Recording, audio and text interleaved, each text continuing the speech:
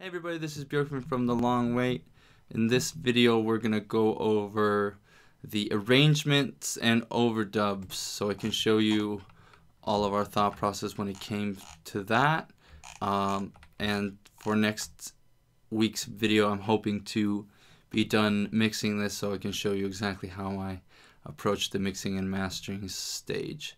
So let's start with, let's start with the drums and the percussion. So we had some problems with the actual kick drum track. It just doesn't have the power or the tightness that I'm looking for. The kick here just sounds like this.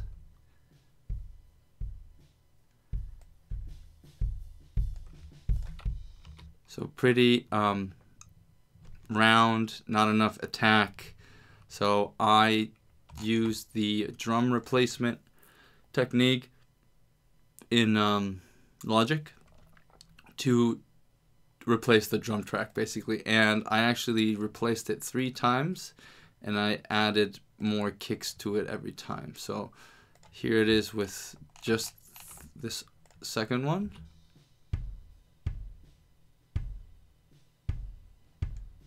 And then the third.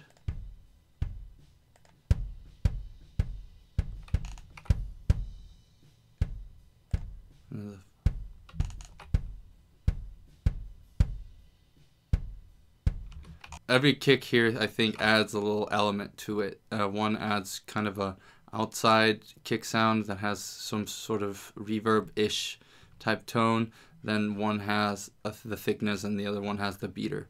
And I haven't really decided whether to use this one or not, but for now let's leave it in.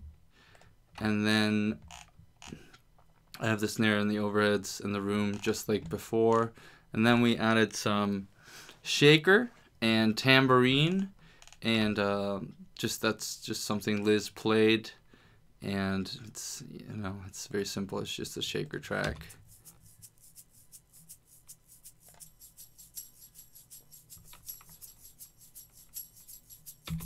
So that's that, and it's actually, I did a slight variation of the tambourine. She played one run through with the backbeat on it, and then I did one that was just shaking at all times.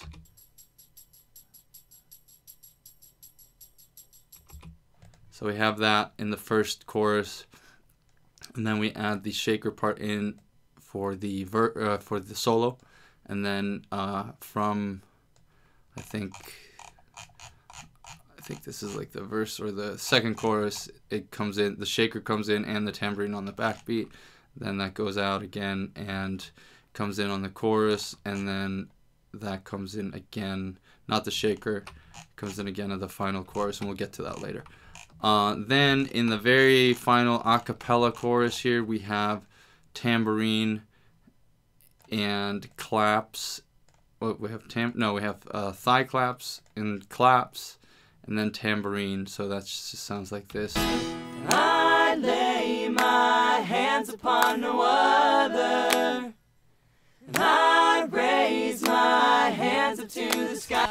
Obviously, I'm going to add some reverb and stuff to make those claps sound a little thicker and bigger, but that's just the original track sounds like that, just us in front of a condenser microphone.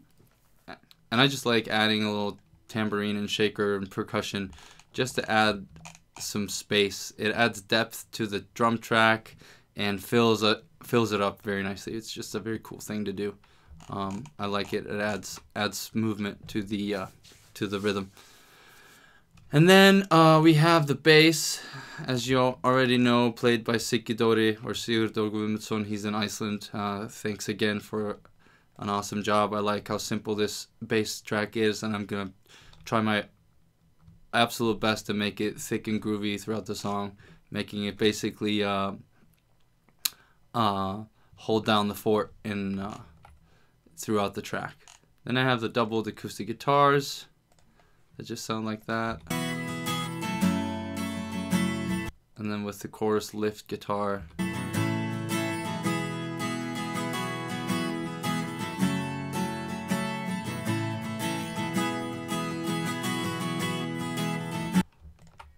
And then we've been over that sort of, well, at least you can check out the other videos where I go through the recording of these, along with the electric guitars. You've heard how they sound, sort of like that. And then there's a lead guitar in there too that I haven't really decided whether I want in there or I might just bury in the mix, but I'll let you hear it anyway.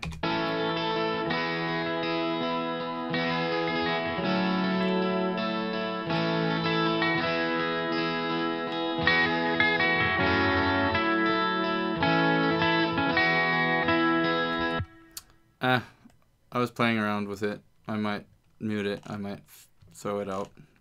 Haven't decided. In hindsight, or for the next track, I'm definitely going to be using our new guitar player, Brendan, an awful lot for these guitar parts because I just like having another guitar player. He has a great sound. He's an awesome guitar player, and he will definitely do a better job at soloing and leads than I do. So, and then we've seen the keys before. That's what I played at Connect Co-working. And then I have this underwater synth thing that I was kind of trying to recreate the kind of atmospheric effect similar to the song Attack by 30 Seconds to Mars off of their Beautiful Lie record. And you know, that's definitely a wholly different genre, but I thought it was cool, and just goes to show that inspiration can come from a lot of places. So let's hear that.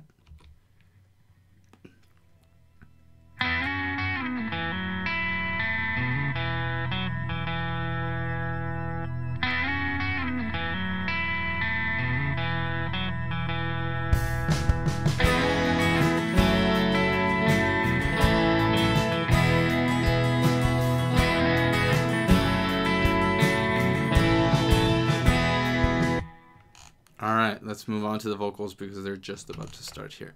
So what I did was we ran a lot of vocal takes and then I comped them all together, taking the best phrases out of each take to make one super take in both the verses and the choruses. And these have different tracks because I'm probably going to be processing them differently, and they're probably going to have a very different sound because the verses are way more intimate while the choruses are bigger. So I feel like there's going to be a different type of style and feel to the choruses, and making two tracks that you can process separately just makes it simpler. And then I've also done doubles, but I haven't decided whether I want to use those because I have a really hard time processing or mixing doubles because they always sound kind of weird and phasey, and I'd rather have one vocal track that's just crushing it instead of two, or a double that doesn't add anything special to the song. But I made a double anyway just to see if there's something I can do or if it adds slight subtleness in the background or something like that. And then we have a higher harmony in the choruses, and then we have my vocals that I'm not gonna play soloed because I hate my voice. And then we have a group harmony that I really liked. We had a lot of fun singing and recording this, and I had to actually tune it a lot because we had a hard time hearing the actual track when we were singing together with our headphones, so we were slightly off. We were tuned to each other when we were singing, but I needed to just slightly pitch it and tune it so that it would fit well with the actual chorus or the actual vocals that had been recorded. And then I wanted to talk a little bit about all the mutes that you can see. All these gray things are muted tracks. So I usually play everything through, and then I mute them as an arrangement decision to create contrast throughout the track so that there's constantly new stuff being added and or taken out, which is also a very good production decision, is to take stuff out in order to create contrast. You don't always have to add more to the song. But in this case, everything starts off big in this intro, and then it drops out with just the drums and the bass and the keyboard and the one vocal. And then the acoustic guitars come back in the chorus with the lead guitar. And then Some of the electrics drop out here in the second verse. And then the acoustic guitar is just by itself here. It's on a multed track because I'm going to be processing this differently than this guitar take, because it's going to be more intimate probably than the strummy guitars here. And then you can also notice it in the harmonies, that in the first chorus we just have Liz and the double, if I decide to use it, as well as my vocal track. And then in the second chorus I add her higher harmony, and then in the third chorus I add everything as well as the group vocals and the group harmony, and which makes the final chorus the biggest chorus, and that's kind of the way that we are deciding to do it. So let me just show you a little bit of what I'm talking about. I'll play all the different choruses just so you can hear the difference in harmonies. So keep in mind that this is unmixed, and I've yet to really iron out the balance of everything, but this will give you an idea of how everything is kind of going to sound like. I lay my hands upon the water, and I raise my hands up to the sky for His glory. I lay my hands upon the water, and I raise my hands up to the sky. And then it has the higher harmony here. Does not concern me, that boy is gone. I lay my hands upon the water, and I raise my hands up to the sky. The boy is gone. I lay my hands upon the water, and I raise my. And then the final big chorus here, and I'll leave the claps in. I'll play it out, and let me know what you guys think, and what you think that we could improve, or how you think I should approach the mix. Any comments, feedback, all that stuff is really awesome to us, and we'd love to hear what you think, and if you have any suggestions. And lastly, if you really like this video, go to our Patreon page and support this sort of stuff so we can keep making these videos over at patreon.com/thelongwait. See you over there, and I'll let this song run its course here.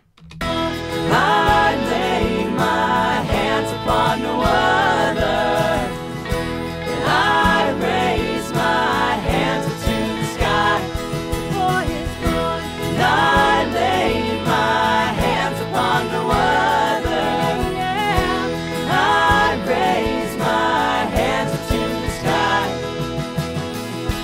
And I lay my hands upon the water, and I raise my hands up to the sky.